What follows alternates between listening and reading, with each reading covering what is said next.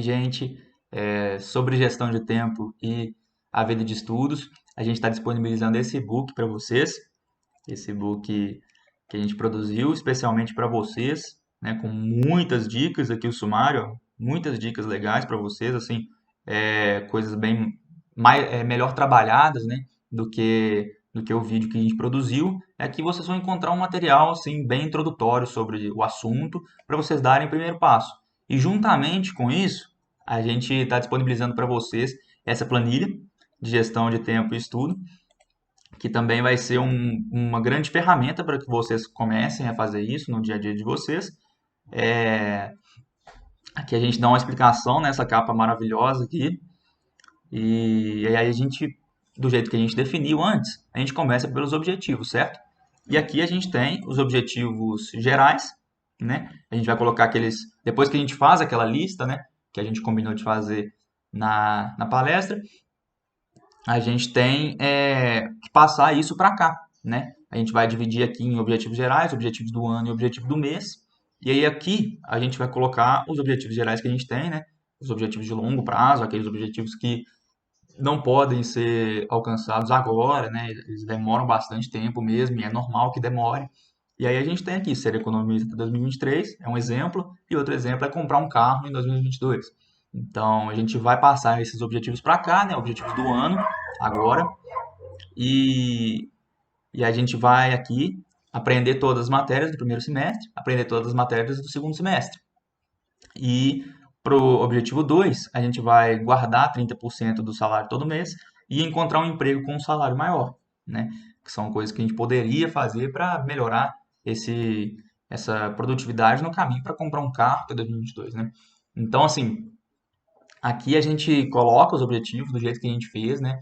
Do jeito que a gente combinou que seria, né? A gente vai trazendo isso para a realidade, né? E a gente vai acompanhando a produtividade desses objetivos, a gente vai acompanhando o nosso progresso, né, nesse caminho, né? E aqui do lado, na porcentagemzinha aqui, a gente tem que colocar de acordo com que o nível que a gente está nesse caminho, né? Então, assim, ser um economista até 2023, 25%. Então, isso quer dizer que já foi um ano do curso aí, né? É lógico que, assim, pelos objetivos aqui, a gente está condensando bem as coisas, né? Mas é muito mais do que aprender as matérias do curso para a gente poder ser um economista, obviamente, né? A gente tem que fazer muitas outras coisas, né? Ter diversas experiências. Aqui é só uma exemplificação mesmo. E aí, aqui nos objetivos do mês, a gente vai fazer a mesma coisa. A gente vai trazer isso para a realidade, né? Para a atualidade. E aí aqui a gente vai estudar os capítulos 9 e 10 de microeconomia, estudar a primeira parte dos textos de ciência política, né? Guardar 30% do salário e fazer curso para melhorar o currículo, né? São coisas que a gente pode fazer para alcançar os objetivos do ano, né? E o que a gente tem que fazer nesse mês para alcançar os objetivos do ano no final, né? E aí aqui a gente passa para o cronograma.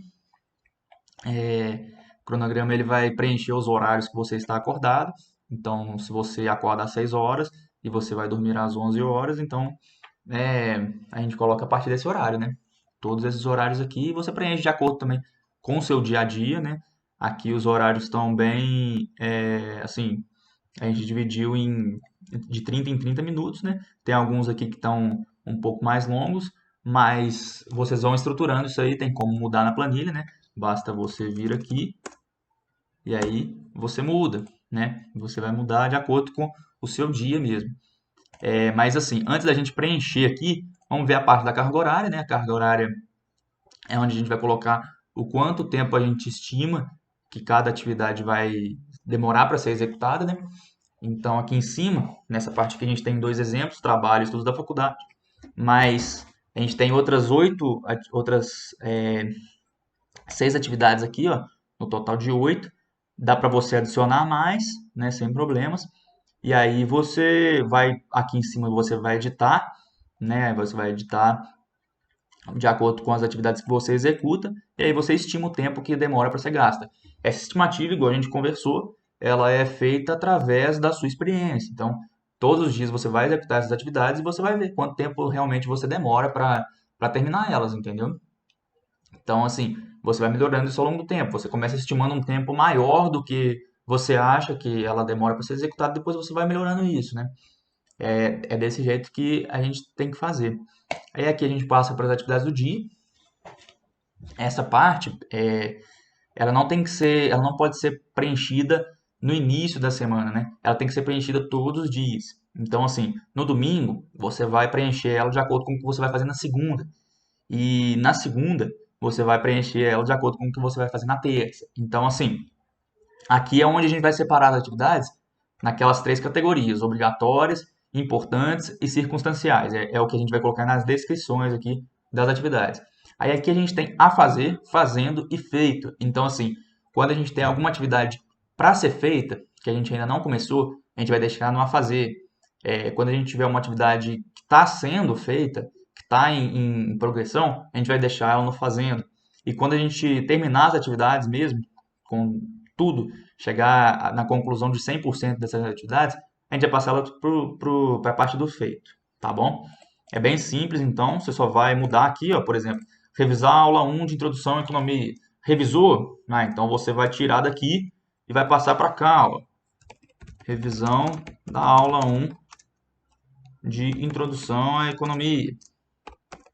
Aqui nem precisa, tá, gente? Deixar a descrição aqui também, porque isso aí é a título de. Aqui eu coloquei só a título de, de mostrar mesmo, né? Isso para vocês, mas nem precisa ficar colocando a descrição aqui, porque você já vai ter terminado a atividade mesmo, então só se você quiser mesmo. Aqui que é importante, né? A gente dar a descrição de cada atividade. Mas a gente vai colocando tudo aqui de acordo com o que a gente vai fazer naquele dia. E vai atualizando aqui à medida que a gente for fazendo, né? Para a gente ter esse controle. E aí, assim, a partir dessas atividades, gente, vocês já vão estimar mais ou menos no início da semana o que vocês têm que fazer durante a semana, né? E aí as atividades semanais, elas vão ser distribuídas aqui de acordo com os dias. E aí aqui no cronograma você vai simplesmente colocar, por exemplo, todo dia de 7 às 9 você quer estudar, você quer fazer aquele estudo individual, né? Então, assim, você está estudando talvez é, história econômica, por exemplo. Então você vai colocar aqui, estudar história econômica. E aí você vai ficar de 7 às 9 fazendo isso. E aí às 9h30, às 9 você tem que trabalhar, por exemplo. Então você vai trabalhar e vai deixar aqui até a hora do almoço, meio-dia, entende? Então você vai colocando de acordo com os seus horários mesmo e vai distribuindo, e vai colocando tudo que você tem que fazer. Aí, por exemplo, meio-dia e meio você vai descansar, né? E aí 1 hora você tem que retornar às atividades de novo, né? Então, assim, 1 hora talvez você tenha que executar algum trabalho, né? Algum trabalho além desse. Então, é, trabalhos diários, trabalhos diários, assim, alguma coisa assim, sabe? E você vai sempre colocando isso à medida que você for avaliando quais atividades que você tem que fazer nesses dias, entendeu? O ideal é que esse cronograma ele seja preenchido antes da semana começar, mas ele pode ser flexibilizado na medida que coisas novas forem surgindo, né? Pode ser alterado, isso aí é totalmente a cargo de vocês mesmo, e vocês vão conferindo isso ao longo do tempo mesmo, né? Vocês vão vendo o que dá certo e o que não dá, né? Quais horários que são os melhores para vocês, né? Igual a gente falou sobre autoconhecimento, você vai avaliar quais horários são melhores para determinada atividade. Aí aqui a gente passa para a parte de revisões. A gente falou da importância das revisões. Então, assim, a gente cria aqui um programa de revisão, né? Revisão diária, revisão semanal e revisão mensal. Então, assim, 1 dia, 7 dias, 30 dias, entendeu? E aí você vai ter concluído esse programa de revisão para aquela coisa. Então, assim, 11 de agosto aqui, ó, no dia da palestra mesmo, no dia que você vai ler esse e-book aí, né? Você vai revisar ele no final do dia. Você vai ver as coisas mais importantes que ele te trouxe. E aí você vai ter revisado. E daqui 7 dias você vai voltar de novo nessa revisão. E aí você vai colocar aqui é, e-book gestão do tempo. Você vai colocar aqui, daqui 30 dias você vai fazer a mesma coisa. Você vai revisar isso e vai ver o que ele te dá, o que você pode levar dele para sua vida, entendeu? E é o que você vai fazer com tudo que você estudar. Você vai sempre revisar do jeito que do jeito que mais for beneficiar o seu aprendizado, né? A revisão é bem particular também, então cada um revisa de um jeito, cada um é melhor revisando de um jeito. Isso não tem como eu te passar um método, né? Então você vai criar isso ao longo da sua rotina também. E aqui a gente deixou um bônus, né? Além do que a gente tinha falado, a gente deixou uma lista de leitura para vocês. Assim, a lista de leitura, como vocês podem ver, não está preenchida, porque a magia de se ter uma lista de leitura é você mesmo preenchê-la.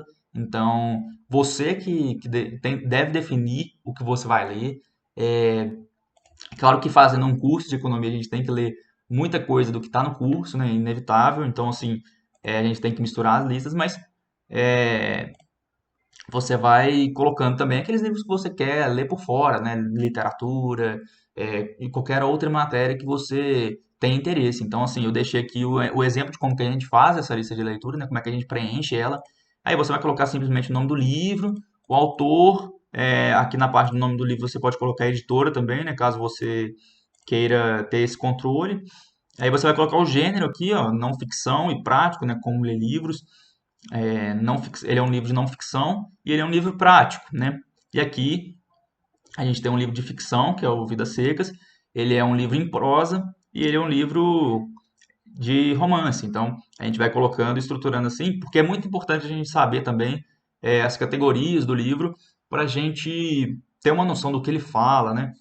Do que ele vai trazer para a gente, do que a gente vai adquirir com ele, entendeu? Então, é muito importante a gente ter essa noção de conseguir distribuir esses gêneros direitinho. E aqui a gente vai colocar o dia que a gente vai iniciar esse livro e o dia que a gente vai terminar. Eu recomendo que previamente se você tem dificuldade para ler e tal, de seguir uma rotina de leitura, eu recomendo que no início você force um pouquinho e coloque ali, programe tantos capítulos por dia para você ler, né? Tantas páginas também dá. Começa bem devagar, né? Se você não tem o hábito de ler, ler 20 páginas por dia já está ótimo, então 30, igual a gente colocou aqui. Mas já programe isso antes para você saber quando você vai terminar. E aí você coloca aqui o dia que você vai terminar. É muito bom ter esse controle, porque no começo é um grande incentivo para a gente criar esse hábito de ler mesmo. E aqui a gente vai ter o nível de leitura também, né? A gente vai colocar ao final do livro essas duas coisas aqui a gente vai preencher, né? O nível de leitura é a primeira. Então, o nível de leitura aqui, de acordo com isso aqui que a gente colocou, a letra A representa o fichamento de um livro, a letra B é o diálogo manuscrito, ou seja, a gente lê, reflete e escreve sobre o que a gente está lendo, né? A gente vai anotando enquanto a gente lê.